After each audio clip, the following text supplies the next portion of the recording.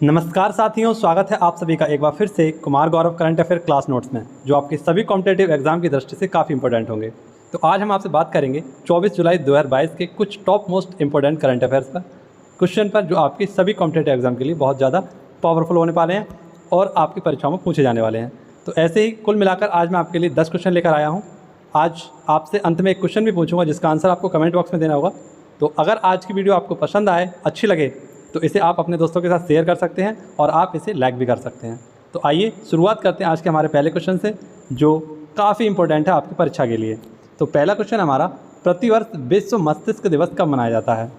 यानी कि वर्ल्ड जो आपका ब्रेन डे है, ये कब मनाया जाता है? तो प्रत्येक 22 जुलाई को इस दिवस को मनाया जाता है। ठीक है, इस दिवस को हम 2014 से बना रहे हैं। आप सभी को पता होना चाहिए कि इस दिवस को मनाने का कारण क्या है। तो सबसे पहले हमें जानना होगा कि इस दिवस को क्यों मनाते हैं। तो सन 1957 में एक संस्था की स्थापना हुई थी जिसका नाम था वर्ल्ड फेडरेशन ऑफ न्यूरोलॉजी।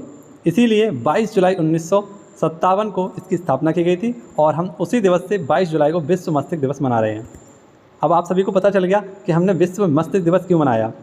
तो इसके साथ आइए हम जान लेते हैं 2022 की थीम क्या है।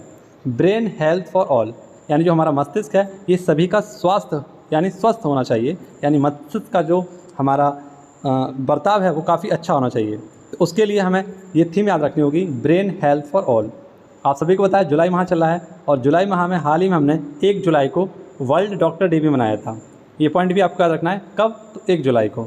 ठीक है, और आप सभी को पता है हाल ही में हमने 23 जुलाई को एक और दिवस मनाया था जिसका आंसर आपको कमेंट बॉक्स में देना होगा। तब तक मैं आपसे दूसरे क्वेश्चन पर बात कर लेता हूँ और ये भी हमारी परीक्षाओं के लिए बहुत ज़्यादा इंपॉर्टेंट रहने वाला है।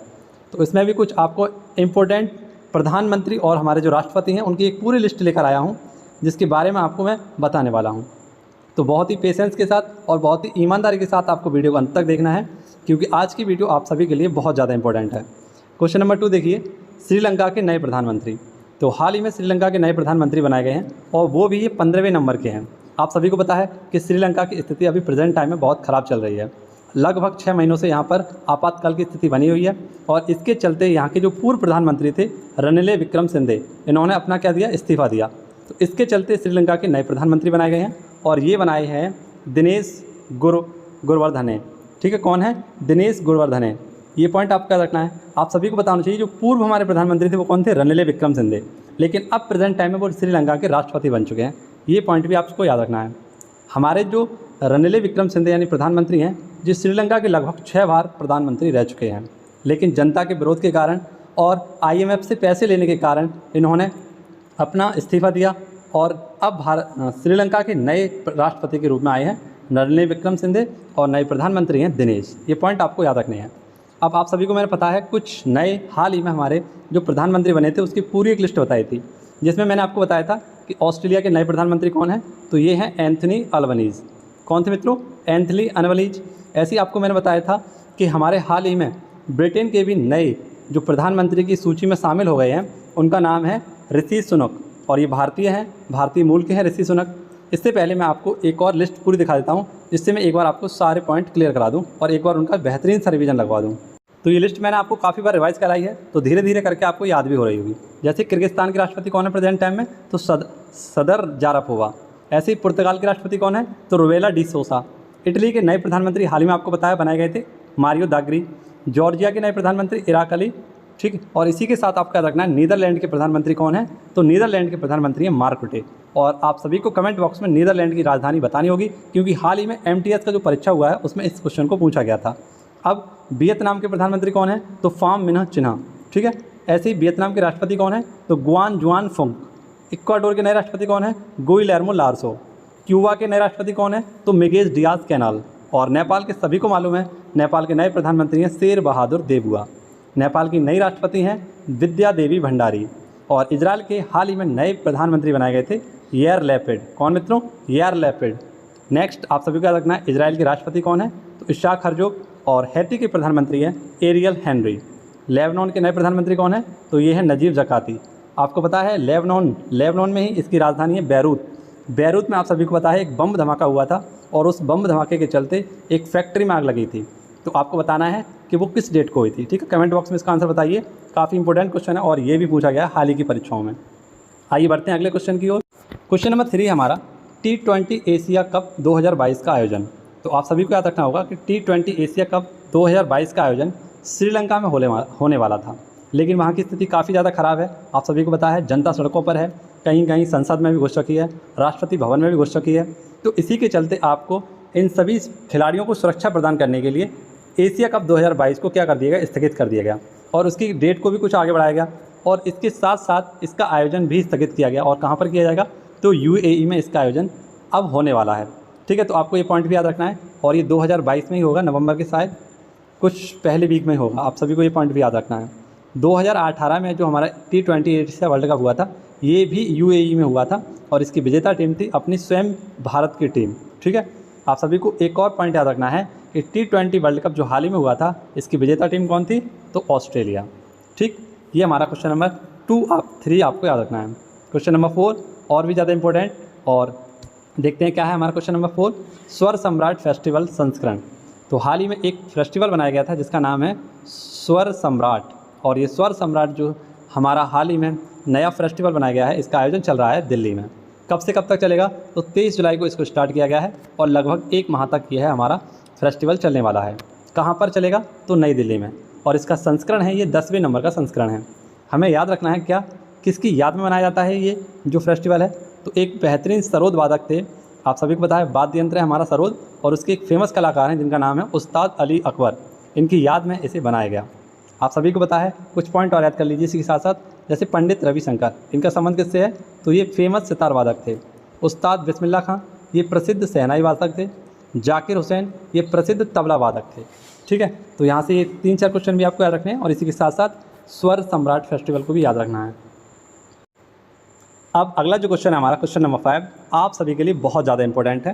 तो ऐसे ही क्वेश्चनों का ट्रेंड बन रहा है काफ़ी, तो ये क्वेश्चन आपका शायद फंस सकता है, लगभग 80% ये क्वेश्चन बनने के चांस हैं, क्योंकि आप सभी को पता है ऐसे क्वेश्चन जो टेक्निकल क्वेश्चन जो होते हैं, ऐसे काफ़ी क्वेश्चन बनते हैं और यही अभी प्रेजेंट टाइम में हमारी परीक्षाओं का एक ट्रेंड भी है। तो आइए इस क्वेश्चन को समझने की कोशिश करते हैं और जानते हैं इसके पीछे की कुछ राजों को। जैसे क्वेश्चन हमारा, व्हाट्सअप ऐप जो आप सभी लोग चलाते हैं, काफ़ी यूज़ करते हैं सोना बाबू से बात करने के लिए और कई लोगों से बात करने के लिए इसका आप यूज़ भी करते हैं, घंटों घंटों बता देते हैं इसी पर। तो आपको क्या करना है, अब आपको चैटिंग करनी है किसके साथ, बैंक के साथ। तो इसमें आपको कुछ सीखने को भी मिलेगा, इसके साथ साथ आप अपने बैंक की बैलेंस की जानकारी प्राप्त कर सकते हैं, मिनी स्टेटमेंट निकाल सकते हैं। ठीक है, अब आपको इसको सोना बाबू नहीं समझना है, इसको थोड़ा यूज़ करके कुछ अपनी सेवाओं को उपलब्ध कराना है। ठीक है, तो इसी के लिए हाल ही में SBI bank, state bank of India के द्वारा क्या किया गया है, एक सेवा, व्हाट्सअप बैंकिंग सेवा स्टार्ट की गई है। ठीक है, तो आपको याद रखना है किसके लिए, तो सर्विस अवेलेबल है इसमें किस किस की, बैलेंस इंक्वायरी की, ठीक है, और मिनी स्टेटमेंट निकालने की। अब आपको पता होना चाहिए कि किसी का व्हाट्सअप नंबर क्या होता है, तभी तो हम उससे चैट कर सकते हैं। तो इसके लिए SBI ने एक नंबर भी दिया है जो आपको दिख रहा होगा, तो इस पर आप सबसे पहले इसे सेव करके हाय लिखेंगे। ये नंबर रहेगा 919022690226। ठीक है, इस पर आप कॉल करेंगे और इसके साथ साथ आप इसे फॉलो भी कर सकते हैं, तो आपके सामने जो भी सुविधाएं होंगी सामने आ जाएंगी। ठीक है, तो SBI के द्वारा किया गया है सारा काम, ये पॉइंट आपको याद रखना है। अब जैसा कि आपको बताया SBI, ये 3 बैंक थी, इन 3 बैंकों का विलय किया गया था कब, 1921 में, और इन तीनों बैंकों का नाम मिलाकर क्या किया गया था, आप सभी को याद रखना चाहिए, इसका नाम रखा गया था इंपीरियल बैंक। और यही इंपीरियल बैंक 1955 में क्या बन गई, ये 1955 में SBI बन गई, यानी स्टेट बैंक ऑफ इंडिया बन गई। 1 जुलाई 1955 को इसकी स्थापना हो गई। और प्रेजेंट टाइम में इसके हेड कौन है, तो प्रेजेंट टाइम में SBI के हेड हैं दिनेश खारा। कौन है मित्रों, दिनेश खारा। और कहीं कहीं आपको थोड़ा सा याद रखना होगा, यहाँ पर SBI है, ऐसे ही थोड़ी सी मिस्टेक, यानी जो स्पेलिंग में थोड़ी सी आपको याद रखनी है, SEBI यानी सेबी, ये हमारा security exchange board of India है ना। और ये क्या करता है, तो आप सभी को पता है जो हमारे शेयर मार्केट होते हैं उनको कंट्रोल करने का काम किसका होता है, सेबी का। और इसकी पहली महिला अध्यक्ष बनाई गई थी हाल ही में, माधवीपुरी बुच। तो ये पॉइंट आपको यहाँ पर याद रखना है। ये मैंने आपको नंबर बताया, इस नंबर को जल्दी से फटाफट से जिसका भी अकाउंट है इसे आप सभी लोग कर लीजिए, ये आपके लिए काफ़ी हेल्पफुल होगा। लंबी लंबी लाइनों में लगने से बचेंगे आप और स्मार्ट रूप से आप इसका यूज़ कर सकते हैं। ठीक है, तो काफ़ी सारे लोग जिनको इस बारे में जानकारी नहीं होगी वो लाइनों में लगे होंगे, लेकिन आप अपने मोबाइल के माध्यम से ही इस चीज़ों को देख सकते हैं। तो आप सभी को पता है आज़ादी का 75वां वर्षगांठ मनाया जाता है किसके रूप में, @75 अमृत महोत्सव। तो इसके तहत इसे स्टार्ट किया गया है और भीम जो SBI पे है इसको भी इसमें शामिल किया गया है। अब एक पॉइंट याद रखिए कि हाल ही में SBI के द्वारा भारत का पहला तैरता हुआ ATM बनाया था, और ये कहाँ पर, डल झील में बनाया गया था। सबसे पहला देश कौन है जिसने भारत के यूपीआई को लागू किया था?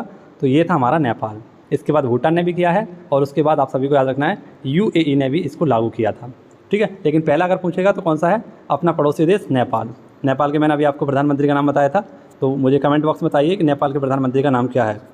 ठीक है, जो हमारी लाइव चैटिंग चल रही है इसका आप यूज़ कर सकते हैं और इसी के साथ साथ आप अपने डाउटों को भी दूर कर सकते हैं। तो आइए अगले क्वेश्चन को देखते हैं। Question number 6। ये क्वेश्चन काफ़ी ज़्यादा इंपॉर्टेंट है क्योंकि जो भी चीज़ हमारे लिए पहली है भारत में, तो ये पहली चीज़ आपको याद रखनी होगी, है ना। तो हाल ही में एक और पहली हमारे भारत के सामने नई चीज़ आई है, प्रथम खेलो इंडिया फेंसिंग वीमेंस लीग। ये आप सभी को याद रखना चाहिए। तीरंदाजी से संबंधित एक खेल है जिसका आयोजन भारत में पहली बार किया जा रहा है और वो भी कहाँ पर? नई दिल्ली में। कब से कब तक हो इसका आयोजन? तो लगभग 25 से 29 जुलाई के मध्य इसका आयोजन होने वाला है। ये पॉइंट आपको याद रखना है कि पहले खेलो इंडिया फेंसिंग वुमेंस मेंस जो हमारे खेल होंगे कहाँ पर होंगे? नई दिल्ली में। ये तीरंदाजी से संबंधित होंगे। अब हाल ही में आपको पता है कि हमारे टोक्यो ओलंपिक हुए थे और टोक्यो ओलंपिक में भारत की तरफ से एक ही गोल्ड मेडल आया था और वो गोल्ड मेडल कौन लाए थे? तो the golden boy Neeraj Chopra, है ना। आप सभी को पता है नीरज चोपड़ा के द्वारा भारत के लिए पहला व्यक्तिगत मेडल लाया गया था टोक्यो ओलंपिक 2020 में। ठीक है, मैं 2020 इसलिए बोल रहा हूँ क्योंकि आप सभी को पता है ये स्थगित कर दिए गए थे कोविड-19 के कारण, लेकिन आपको क्वेश्चन में हमेशा 2020 ही याद रखना है। आपको क्वेश्चन में 2020 ही दिया जाएगा। ठीक है, हालांकि हुए 2022 में थे लेकिन 2020 ही याद रखना है। इसी टोक्यो ओलंपिक 2020 में भवानी देवी जो कि एक भारतीय तलवारबाज खिलाड़ी हैं, इनको शामिल किया गया था और ये किस राज्य से हैं? तमिलनाडु से। तो आपको यहाँ पर ये पॉइंट याद रखना है कि भवानी देवी का संबंध किस खेल से है? तो तलवारबाजी से। ठीक है, यहाँ पर तीरंदाजी की जगह आप सभी लोग क्या कर लीजिए? तलवारबाजी कर लीजिए। ठीक है, यहाँ पर थोड़ी सी मिस्टेक हुई है मुझ पर लिखने में, आप यहाँ पर तलवारबाजी कर लीजिए तीरंदाजी की जगह। ठीक है, खेल दिवस। खेल दिवस आप सभी को पता है कब मनाते हैं? तो खेल दिवस प्रत्येक 29 अगस्त को मनाते हैं क्योंकि 29 अगस्त को ही देश की शान आन मान आप सभी को पता है मेजर ध्यानचंद जी का क्या हुआ था? जन्म हुआ था, जिनको आप सभी को याद पता होगा 1928, 1932 और 1936, इन तीनों में इन्होंने क्या किया था? भारत के लिए गोल्ड मेडल जिताया था। तो इन्हीं की याद में हम क्या मनाते हैं? खेल दिवस मनाते हैं। और हाल ही में आपको पता है भारत की पहली खेल यूनिवर्सिटी कहाँ पर बनेगी? मणिपुर में। ये पॉइंट भी आपको याद रखना है। ठीक है, और मेजर ध्यानचंद के नाम से कहाँ पर यूनिवर्सिटी खोली जाएगी? तो मेरठ उत्तर प्रदेश में। ये क्वेश्चन भी आपको याद रखना है। अगला क्वेश्चन आप सभी के सामने है, क्वेश्चन नंबर 7। कौन सा बंदरगाह भारत का लैंड लॉर्ड मॉडल वाला पहला बंदरगाह बना है? ये लैंड लॉर्ड क्या होता है? सबसे पहले ये समझते हैं। ये लैंड लॉर्ड मॉडल क्या होता है आप सभी को जानना होगा। जैसे मान लीजिए आप स्टूडेंट हैं और आप स्टूडेंट होने के साथ साथ पढ़ाई कर रहे हैं, तो पढ़ाई रहने के लिए आप किसी घर पर रह रहे हैं, कहीं किराए पर रह रहे हैं।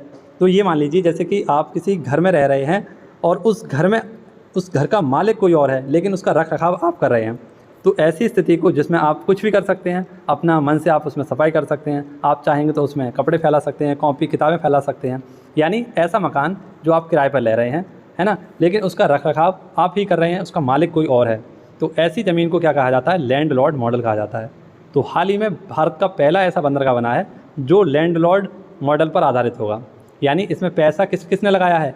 एक तो सार्वजनिक भागीदारी है और इसमें निजी भागीदारी भी है। तो इसको कहा गया है एनी पब्लिक अथॉरिटी, यानी कोई भी प्राधिकरण इसमें पैसा लगा सकती है और इसको क्या कर सकती है? कंट्रोल कर सकती है। तो ये पहला हमारा जो बंदरगाह बना है वो कौन बना है? जवाहरलाल नेहरू बंदरगाह। और ये आप सभी को पता है कहाँ पर है? मुंबई में है। ठीक, आशा करता हूँ आप सभी को वीडियो अच्छी लग रही होगी। अगर वीडियो अच्छी लग रही हो तो लाइक और दोस्तों के साथ इसे शेयर कर सकते हैं। ठीक है, अब मित्रों आज एक क्वेश्चन ऐसा है जिसमें आपको मैं लगभग 2020, 2021 और 2022 के कुछ करंट अफेयर के क्वेश्चनों को बताना चाहूँगा। ठीक है, तो आप अगर क्वेश्चन नंबर 9 तक पहुँचेंगे तो आप उसका फ़ायदा ले सकेंगे। ठीक है, क्वेश्चन नंबर 9 आपके लिए बहुत ज़्यादा इंपॉर्टेंट है। उससे पहले हम बात करेंगे क्वेश्चन नंबर 8 पर। क्वेश्चन नंबर 8 है हमारा अंतर्राष्ट्रीय हॉकी महासंघ यानी FIS का कार्यवाहक अध्यक्ष। आप सभी को पता होना चाहिए कि जो हमारा हॉकी महासंघ है ना, federation of hockey world cup, है ना, फेडरेशन ऑफ हॉकी, ये इसके हाल ही में हेड थे जिनका नाम था नरेंद्र बत्रा। नरेंद्र बत्रा, इन पर इल्ज़ाम लगाया गया कि इन्होंने अपने निजी कामों में 36 लाख रुपए खर्च किए। हालांकि ये सरासर झूठ था, लेकिन इन्होंने क्या किया, जब आप सभी को बताया किसी भी व्यक्ति का ईगो हर्ट होता है तो उसे काफ़ी बुरा लगता है। तो इसके चलते नरेंद्र बत्रा जी ने क्या कर दिया? अपना इस्तीफ़ा दे दिया। ठीक है, तो इसी के चलते जो अंतर्राष्ट्रीय महासंघ है इनका पद खाली है, अध्यक्ष का पद खाली है। तो यहाँ पर कार्यवाहक जो अध्यक्ष आए हैं वो हैं सैफ अहमद। ये किस देश के हैं? मिस्र के हैं, है ना। मिस्र देश आप सभी लोग जानते हैं मिस्र की राजधानी क्या है, काहिरा। मिस्र की राजधानी है काहिरा। और आप सभी को पता है कि इसी के पास क्या है, सुएज नहर है। सुएज नहर आप सभी लोग पता है लाल सागर में पड़ती है, सुएज नहर इसी के पास है। और इसी के कारण इसे क्या कहा जाता है, तो यहीं पर बहती है विश्व की सबसे लंबी नदी जिसका नाम है नील नदी, जिसे मिस्र का वरदान भी कहा जाता है। ठीक है, ये नवंबर 2022 तक इसके हेड रहने वाले हैं। तो मिस्र के बारे में ये 2-3 पॉइंट आपको याद रखने हैं। ठीक है, अब आपको याद रखना है कि इन्होंने इस्तीफ़ा क्यों दिया था, तो 36 लाख रुपए का निजी खर्चा लगाने के आरोप में इन्होंने अपना क्या किया, इस्तीफ़ा दिया था। ठीक, अब पढ़ते हैं क्वेश्चन नंबर 9 की ओर। देखिए मित्रों कि जो हमारे राष्ट्रीय फिल्म पुरस्कार हैं, जो परीक्षाओं में इनके क्वेश्चन बनते हैं, कुछ बेहतरीन से क्वेश्चन जो आपसे पूछे जा सकते हैं और आपको याद भी होने चाहिए। तो आइए उन्हीं क्वेश्चनों पर हम चर्चा करेंगे और जानेंगे इनके बारे में सारे पॉइंट। जैसे कि 78वें राष्ट्रीय फिल्म पुरस्कार इनका आयोजन किया गया। ठीक है, इन्हें दिया गया, इनको दिया नहीं गया है, हालांकि इनका भी नॉमिनेशन किया गया है। ठीक है, तो उस नॉमिनेशन में कौन कौन शामिल हुआ इसके बारे में जानते हैं। तो 78वें नंबर के हैं और ये 2020 के हैं। ये पॉइंट भी आपको याद रखना है, कौन से 2020 के हैं। और इसकी कमेटी के हेड बने हैं कौन, विपुल शाह। ये पॉइंट भी आपको याद रखना है, कौन सा, विपुल शाह इस कमेटी के हेड हैं। अब इसमें best actress, best actor, best film, best director और बेस्ट फिल्म फ्रेंडली अवार्ड दिए गए हैं। तो बेस्ट एक्टर आप सभी को बताया कौन है, सूर्या। इसी के साथ साथ अजय देवगन। बेस्ट एक्टर कौन है, अर्पणा बालामुरली। और बेस्ट फिल्म है हमारी तानाजी। आप सभी को बताया तानाजी किसकी मूवी है, अजय देवगन की। तो ये बेस्ट फिल्म के लिए चुनी गई है। और बेस्ट डायरेक्टर है सच्चिदानंद KR। बेस्ट फिल्म फ्रेंड कौन है, तो यहाँ पर आप सभी को याद रखना है, जो बेस्ट फ्रेंडली हमारी स्टेट है वो कौन है, मध्य प्रदेश MP, जिसे भारत का हृदय कहा जाता है, भारत का सोया प्रदेश कहा जाता है। और सर्वाधिक वनों की संख्या कहाँ पर है, तो वह भी हमारे मध्य प्रदेश में ही है। और आप सभी को पता होना चाहिए कि क्षेत्रफल की दृष्टि से तीसरा स्थान भी रखता है हमारा मध्य प्रदेश। ठीक है, अगला क्वेश्चन। अब आप सभी को पता है कि 2019 में हमारे क्या दिए गए थे, 67वें नंबर के फिल्म पुरस्कार। इसमें बेस्ट फिल्म का अवार्ड दिया गया था धनुष और मनोज वाजपेयी को। और धनुष वाले आप सभी लोग जानते हैं, शायद धनुष से आप परिचित ना हो, लेकिन आपने एक मूवी देखी होगी रांझना। उस रांझना मूवी में जो किरदार निभाया है हीरो का, वह है धनुष।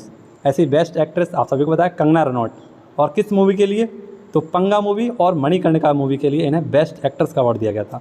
बेस्ट फिल्म का अवार्ड किसे दिया गया है, तो छिछोरे है ना। आप सभी को पता है सुशांत सिंह इसके एक्टर थे और उनका आपको पता है निधन भी हो चुका था। ये इनकी लास्ट फिल्म थी। पहली फिल्म कौन सी थी इनकी, तो सुशांत सिंह की हमारी पहली फिल्म आप सभी को रखना है कौन सी थी, काय पोच छे। जब हमारे यहाँ पर पतंग कटती है तो उसे कहते हैं काटावे, लेकिन गुजरात में जब पतंग कटती है तो उसे क्या कहते हैं, काय पोच छे। ठीक है, तो उनकी काय पोच छे पहली फिल्म थी। अब आपको यहाँ पर पॉइंट याद रखना है, ऑस्कर अवार्ड 2022।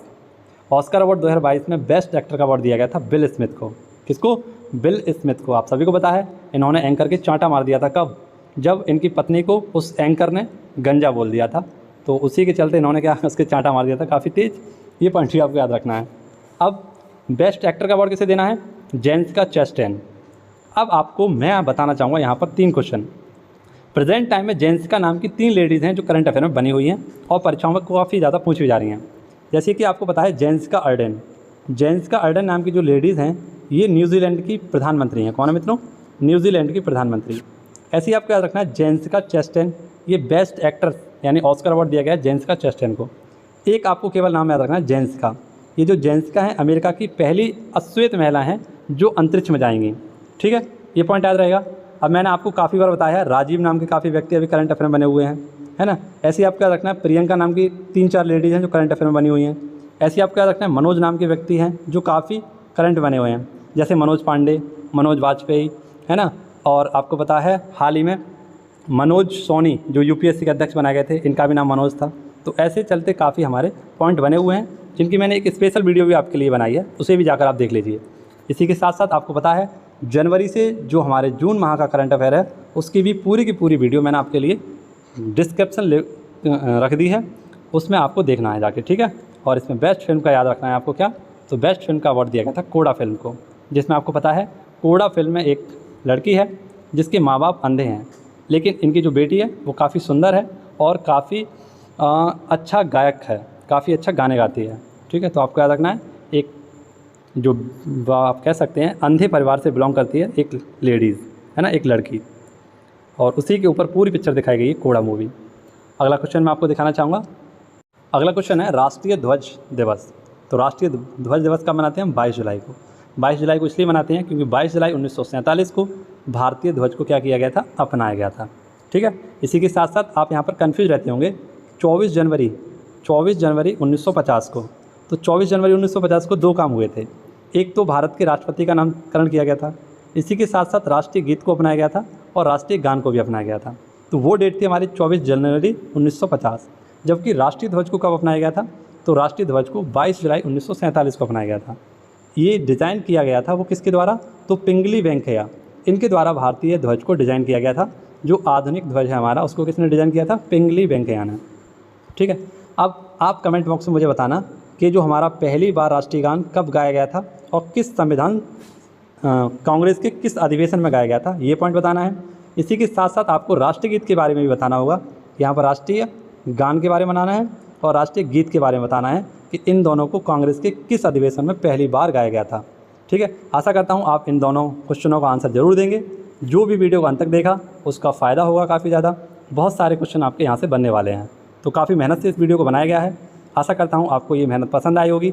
ये पसीना जो बह रहा है माथे पर, वो आपके लिए काफ़ी मेहनत वाला है। ठीक है, तो इस चीज़ को समझिए, वीडियो को लाइक शेयर कीजिए, अपने दोस्तों के साथ इसे भेजिए। ठीक है, और हो सके तो इस वीडियो को लाइक कर दीजिए। अगला क्वेश्चन, निर्भर नारी योजना। तो हाल ही में असम सरकार के द्वारा निर्भर नारी योजना स्टार्ट की गई है। जो हमारे स्वदेशी बुनकर हैं, है ना, जो हैंडीक्राफ्ट हैं, उनके लिए इस स्वनिर्भर नारी योजना को स्टार्ट किया गया है। किसके द्वारा, यहाँ के मुख्यमंत्री हेमंत बिस्वा शर्मा जी के द्वारा। ठीक, ये क्वेश्चन आपका हमारा आज लास्ट हुआ।